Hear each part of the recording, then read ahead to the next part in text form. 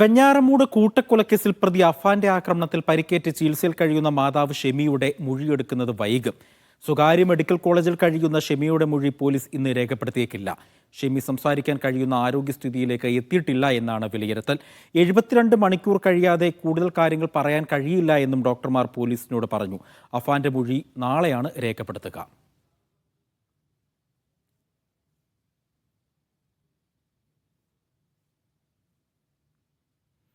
ഷിജോ കുര്യനുണ്ട് വിവരങ്ങൾ പങ്കുവെക്കുവാനായി. ഷിജോ, ഈ ഷെമിയുടെ ആരോഗ്യനിലയിൽ ഇപ്പോൾ പുരോഗതി ഉണ്ടോ? എന്താണ് ആരോഗ്യനിലയുമായി ബന്ധപ്പെട്ട ഡോക്ടർമാർ പറയുന്നത്? കാരണം ഈ ആരോഗ്യനില ഒരു തൃപ്തികരമാണെങ്കിൽ മാത്രമല്ലേ മൊഴിയെടുക്കാൻ കഴിയുകയുള്ളൂ. മറ്റു വിവരങ്ങൾ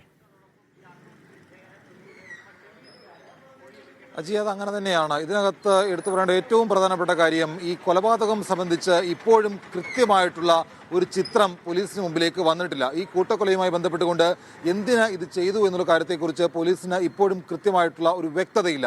അപ്പോൾ അതിനകത്ത് വ്യക്തത വരണമെങ്കിൽ ഇപ്പോൾ ചികിത്സയിൽ കഴിയുന്ന തിരുവനന്തപുരം വെഞ്ഞാറമൂടുള്ള സ്വകാര്യ മെഡിക്കൽ കോളേജിൽ ചികിത്സയിൽ കഴിയുന്ന ഈ ഷെമിയുടെ മൊഴിയെടുത്താൽ മാത്രമേ ഇത് സംബന്ധിച്ചുള്ള കാര്യത്തിനകത്ത് കൂടുതൽ വ്യക്തത വരികയുള്ളൂ. അപ്പോൾ ഇന്നലെ വൈകിട്ടോടുകൂടി അന്വേഷണ സംഘം വെഞ്ഞാറമൂട് SHO അടക്കമുള്ള പോലീസ് ഉദ്യോഗസ്ഥർ ഇന്ന് രാത്രിയോടുകൂടി വെഞ്ഞാറമൂട് സ്വകാര്യ മെഡിക്കൽ കോളേജിലേക്ക് വരികയും ഷെമിയെ കാണാനുള്ള കാര്യം ഡോക്ടർമാരോട് അറിയിക്കുകയും ചെയ്തിരുന്നു. പക്ഷേ ഡോക്ടർമാർ തന്നെയാണ് പറഞ്ഞത്, നിലവിലത്തെ സാഹചര്യത്തിൽ അവരുടെ മൊഴിയെടുക്കുന്നത് പ്രായോഗികമല്ല. കാരണം മുഖത്തും കഴുത്തിനുമൊക്കെ ഗുരുതരമായിട്ട് പരിക്കേറ്റിട്ടുണ്ട്, മുഖത്തടക്കം പൊട്ടലുണ്ട്. അപ്പോൾ ആ ഒരു സ്ഥിതിയിൽ ഷെമിക്ക് സംസാരിക്കാൻ കഴിയുന്ന ഒരു ആരോഗ്യസ്ഥിതിയില്ല എന്നുള്ള കാര്യം ഡോക്ടർമാർ ഇപ്പോൾ അന്വേഷണ സംഘത്തെ അറിയിച്ചിട്ടുണ്ട്.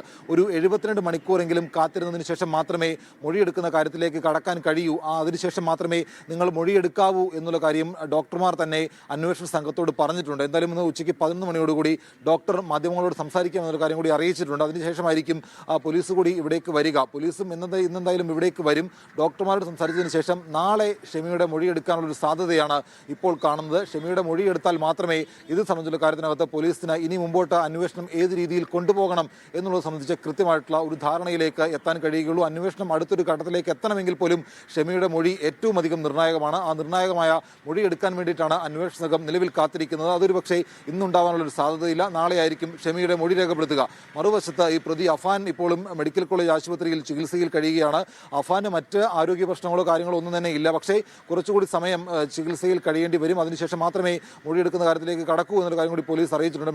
മെഡിക്കൽ കോളേജ് ഡോക്ടർമാരും അത് തന്നെയാണ് പറയുന്നത്. ഇന്നത്തെ ഒരു സാഹചര്യത്തിൽ മൊഴിയെടുക്കേണ്ടതില്ല, നാളത്തേക്ക് മാറ്റിവെച്ചാൽ മതിയോ എന്നുള്ള കാര്യം കൂടി ഡോക്ടർമാർ പോലീസിനോട് ചോദിച്ചിട്ടുണ്ട്. അത് അംഗീകരിച്ച പോലീസ് ഒരുപക്ഷെ നാളെയായിരിക്കും അഫാന്റെ മൊഴിയും രേഖപ്പെടുത്തുക. അതിനുശേഷം അന്വേഷണം അടുത്ത ഘട്ടത്തിലേക്ക് കൊണ്ടുപോകാനാണ് പോലീസ് ആലോചിക്കുന്നത്. അതിനിടെ അഫാന്റെയും ഷെമിയുടെയും മൊബൈൽ ഫോൺ അടക്കമുള്ള കാര്യങ്ങൾ പോലീസ് സീസ് ചെയ്തിട്ടുണ്ട്. അത് വിശദമായിട്ടുള്ള ഫോറൻസിക് പരിശോധനയ്ക്ക് അയക്കാനുള്ള ഒരു ശ്രമം കൂടി പോലീസ് നടത്തുന്നുണ്ട്. ഇത് സംബന്ധിച്ച് സൈബർ സെല്ലിന് പോലീസ് നോട്ടീസ് നൽകുകയും ചെയ്തിട്ടുണ്ട്, കത്ത് നൽകുകയും ചെയ്തിട്ടുണ്ട്. അതിന്റെ അടിസ്ഥാനത്തിൽ ഷെമിയുടെ മൊഴി ഫോൺ പോലീസ് വിശദമായിട്ട് പരിശോധിക്കും. അതിനുശേഷം അഫാന്റെ ഫോണിൽ നിന്ന് എന്തെങ്കിലും തരത്തിലുള്ള ഒരു വിവരം കണ്ടെത്താൻ കഴിയുമെന്നുള്ള പ്രതീക്ഷയിലാണ് പോലീസ്. അതിനകത്ത് ഈ അഫാൻ വളരെ നേരത്തെ തന്നെ ഇത്തരത്തിലൊരു കൂട്ട ആത്മഹത്യക്ക് അല്ലെങ്കിൽ കൂട്ടക്കൊലയ്ക്ക് ശേഷം താൻ ആത്മഹത്യ ചെയ്യണമെന്ന രീതിയിലുള്ള ചില കാര്യങ്ങൾ പ്ലാൻ ചെയ്തിരുന്നു എന്നൊരു കാര്യം കൂടി പോലീസ് ഇപ്പോൾ വിലയിരുത്തുന്നുണ്ട്. അതിന്റെ അടിസ്ഥാനത്തിൽ എന്തെങ്കിലും തരത്തിലുള്ള നേരത്തെ ഒരു ശ്രമം അഫാൻ നടത്തിയിട്ടുണ്ടെന്ന് കണ്ടെത്താനാണ് പോലീസ് അഫാന്റെ ഫോണിലെ വിവരങ്ങൾ ശാസ്ത്രീയമായിട്ട് പരിശോധിക്കുക. ഫോണിൽ നിന്ന്, അതായത് ഈ ഗൂഗിൾ ഹിസ്റ്ററി അടക്കം പരിശോധിക്കും.